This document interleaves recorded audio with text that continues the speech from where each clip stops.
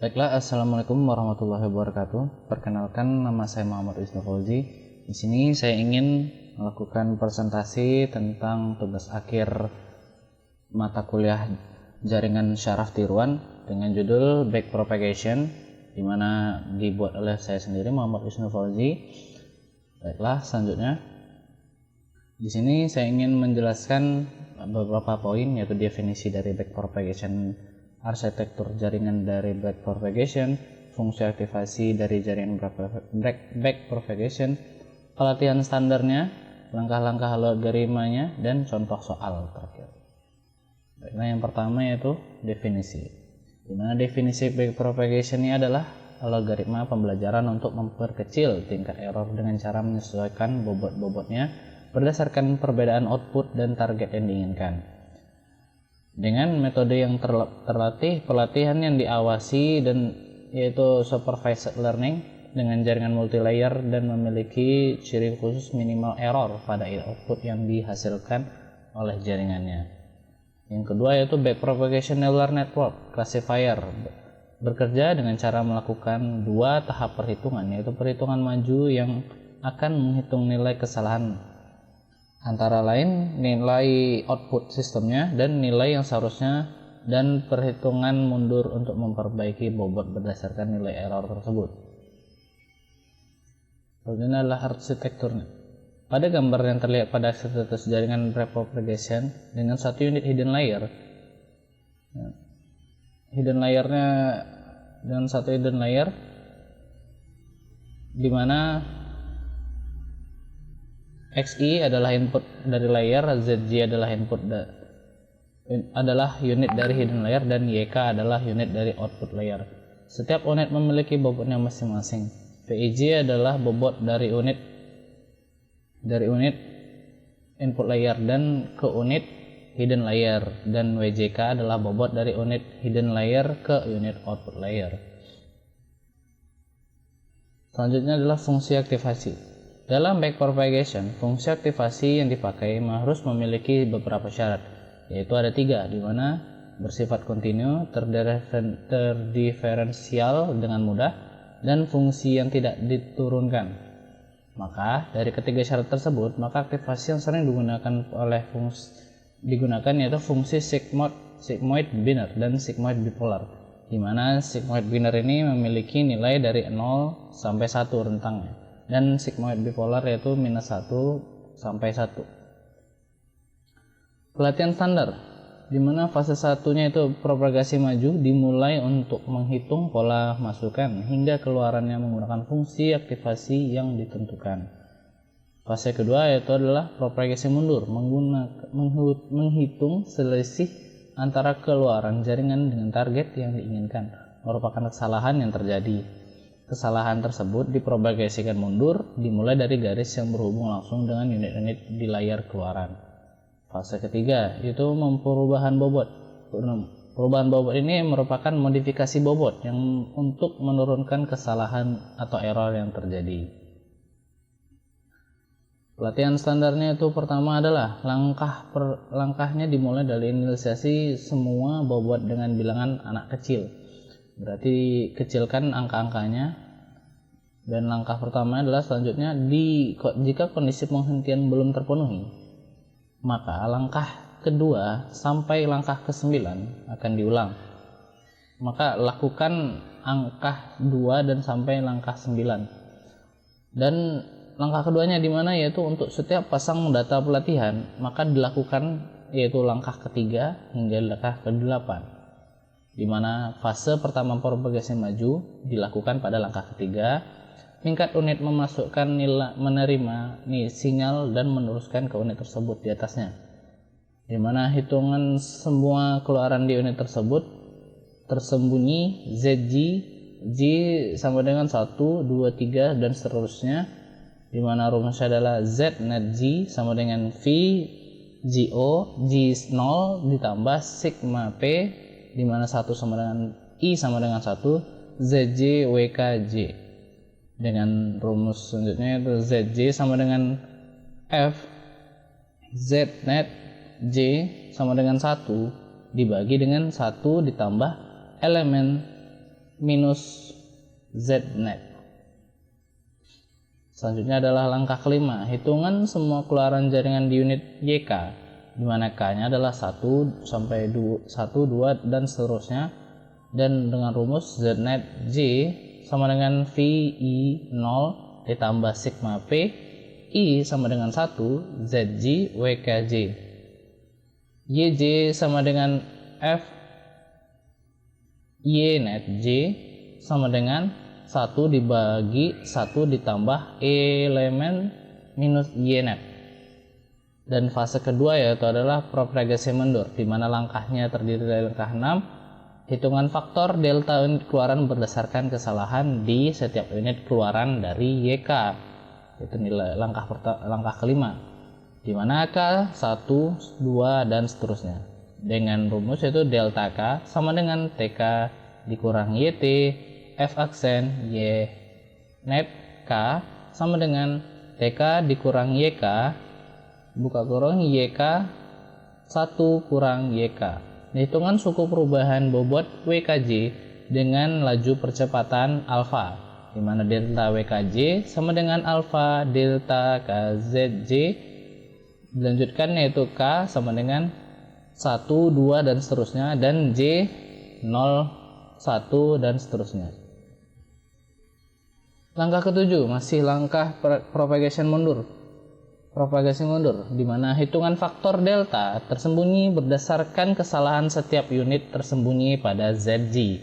J sama dengan 1, 2 dan seterusnya, dan dihitung pada delta net J sama dengan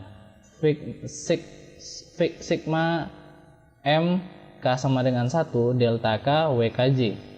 Hitungan faktor delta unit tersembunyi yaitu delta J sama dengan delta net J V F aksen Z net J sama dengan delta net J ZJ dikali dengan dalam kurung 1 dikurang ZJ. Hitungan perubahan bobot VJI yang akan dipakai nanti untuk perubahan bobot yaitu adalah delta VJI sama dengan alpha delta J X I J sama dengan 1, 2 dan seterusnya, dan I sama dengan 0, 1 dan seterusnya.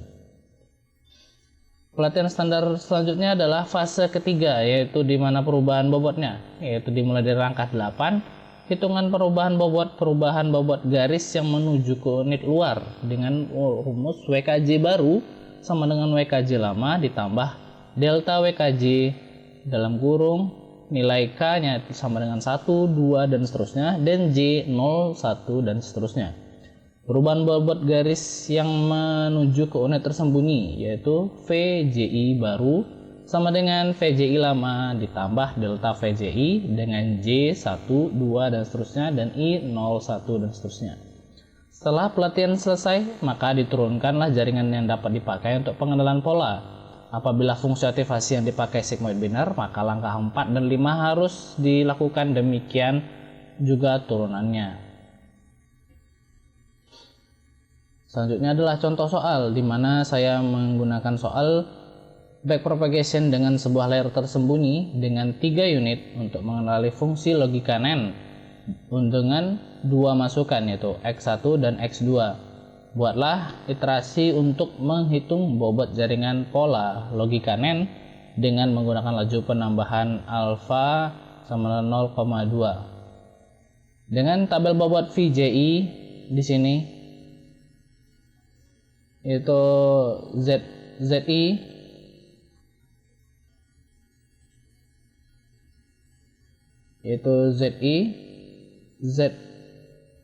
ZI dengan baris X1 sama dengan nilai 0,2, dan ZI X2 0,2, ZI1 0,5, ZI2 X1 0,3, ZI2 X2 0,2, ZI21 0,2, ZI3 X1 minus 0,1, Z3 X2 sama dengan minus 0,2, Z31 0,3. Inilah tabel bobot VJI nya, dan selanjutnya tabel bobot WKJ di mana YZI sama dengan 0,5, YZ2 sama dengan 0,3, YZ3 sama dengan minus 0,4, dan Y1 sama dengan minus 0,1. Nah, di sini adalah jaringan dari arsitektur itu jaringan backpropagation dengan satu layer tersembunyi, terdiri dari 3 unit untuk mengenali fungsinannya.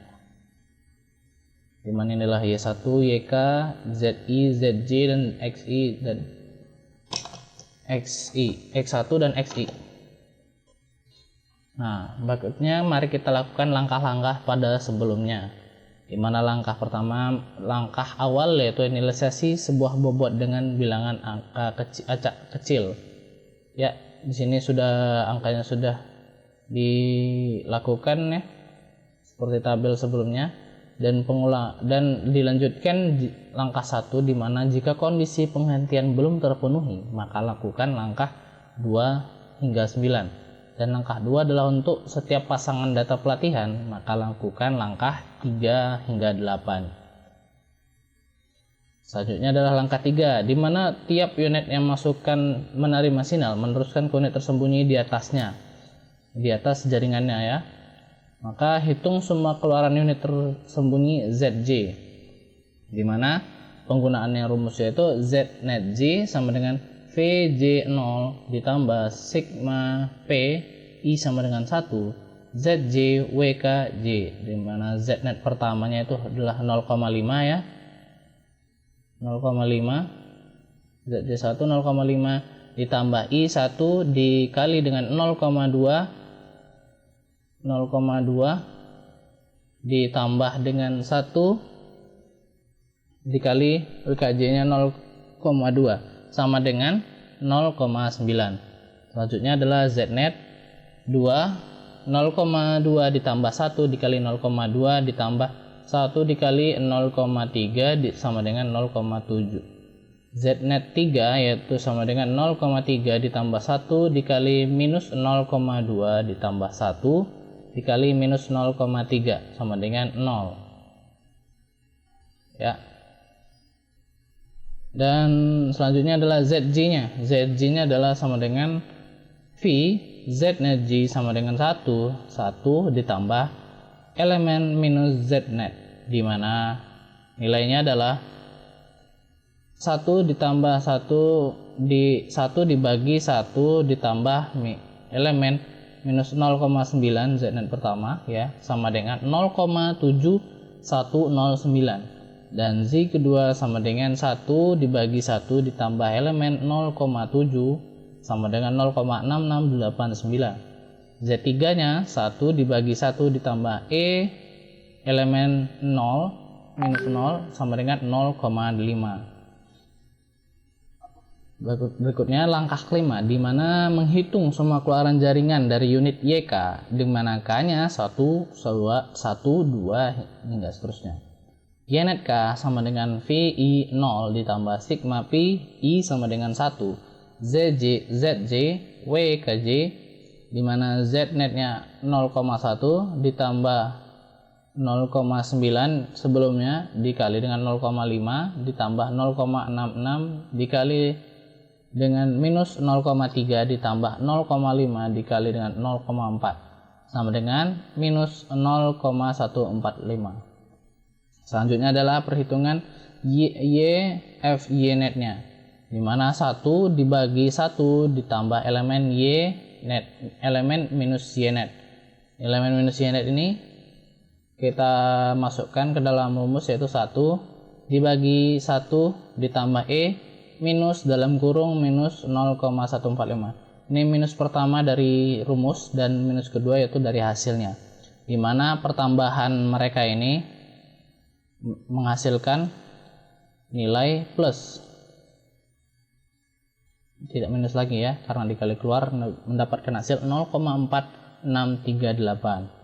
Nah, langkah keenamnya itu adalah hitungan faktor delta unit keluaran berdasarkan kesalahan di setiap input unit keluarannya. Salah setiap unit keluarannya, bukan input ya. Delta K sama dengan TK dikurang YT tutup kurung F aksen buka kurung Y net K sama dengan Nah, inilah sama dengan TK minus YK dalam buka kurung YK buka kurung 1 kurang YK sama dengan 0 kurang 0,4638 dikali dengan 0,4638 dikali dengan 1 dikurang 0,438. Dapatkan hasil yaitu minus 0,1153. Selanjutnya adalah penghitungan suku bobot WKJ dengan laku percepatan alfanya, yaitu di mana delta WKJ sama dengan alfa delta K ZJ, di mana delta W 10-nya 0,2 di dalam kurung minus 0,11 dikali 1 sama dengan minus 0,0231, dan delta 12-nya dikalikan dengan 0,71 sama dengan minus 0,0164. Delta W 13-nya dikalikan dengan 0,66 sama dengan dikurang sama dengan hasilnya adalah 0,0154. Delta W 14-nya dikalikan dengan 0,5 sama dengan hasilnya adalah minus 0,0115. Selanjutnya adalah langkah ketujuh, hitungan faktor delta unit tersembunyi berdasarkan kesalahan di setiap unit tersembunyi ZJ, di mana J-nya adalah 1, 2, dan seterusnya. Dengan rumus yaitu delta net J sama dengan sigma M K sama dengan 1 delta K W KJ, dan sama dengan masukkan nilainya itu adalah minus yang iterasi pertama minus 0,1153 dikali 0,5 sama dengan minus 0,0577, dengan delta net kedua yaitu minus 0,1153 dikali dengan minus 0,3 sama dengan 0,0346, dengan delta net ketiga yaitu minus 0,1153 dikali dengan minus 0,4 hasilnya adalah 0,04614. Nah, selanjutnya adalah faktor delta unit tersembunyi, yaitu mendapatkan hasil di mana hasilnya ini dapat dicari lagi di mana delta J-nya. Delta net J F aksen Z net J sama dengan delta net J dikali dengan ZJ dikali dengan dalam kurung 1 dikurang ZJ, dan masuk dilakukan iterasi pertama delta 1 sama dengan hasilnya yang sebelumnya minus 0,0577 dikali dengan 0,710 dikali dengan 1 dikurang 0,710 sama dengan minus 0,0119, dengan delta kedua yaitu sama dengan 0,346 dikali dengan 0,068 dikali dengan 1 dikurang 0,668 sama dengan hasilnya adalah 0,0076. Dan selanjutnya adalah delta ketiga sama dengan 0,04614 dikali dengan 0,5 dikali dengan 1 kurang 0,5 sama dengan 0,0115, dan hasilnya adalah hitungan suku perubahan bobot VJI nya adalah yang akan dipakai nanti untuk merubah bobot VJI dengan rumus delta VJI sama dengan alfa delta J dikali I dikali XI. Ya, di sini adalah hasil dari pengolahan datanya, di mana Z1-nya X1 Z1 baris X1-nya adalah minus 0,0024, Z1 baris X2 sama dengan 0 minus 0,0024 juga, Z1 baris C1 sama dengan minus 0,0024, Z2 X1-nya adalah 0,0015, Z2 X2-nya adalah 0,00215, Z2 satunya adalah 0,0015 juga. Z3-nya Z3 X1 sama dengan 0,0023, Z3 X2 sama dengan 0,0023, Z3 X1 sama dengan 0,0023. Nah, dilakukan lagi langkah 8-nya, yaitu hitung perubahan bobotnya pada perubahan garis yang menuju ke unit keluaran outputnya, di mana WKJ baru sama dengan WKJ lama ditambah delta WKJ dikali dengan K ya, dengan K sama dengan 1, 2 dan seterusnya, dan J sama dengan 0,01 dan seterusnya. Baiklah, mari kita masukkan nilai-nilai sebelumnya, di mana W10 barunya sama dengan 0,1 ditambah minus 0,0231 sama dengan hasilnya adalah minus 0,1231. W11 baru sama dengan 0,5 ditambah minus 0,0164 sama dengan minus 0,0164 juga, dan ditambah dan selanjutnya adalah W12 baru, di mana minus 0,23 ditambah dengan minus 0,0054 dengan hasil minus 0,3154. Selanjutnya adalah W13 baru, di mana minus 0,4 ditambah minus 0,0115 sama dengan hasilnya adalah minus 0,4115. Perubahan bobot garis menuju unit tersembunyi ini adalah VJI baru sama dengan VJI lama ditambah delta VJI dengan J sama dengan 1, 2 dan seterusnya, dan I 0,01 dan seterusnya.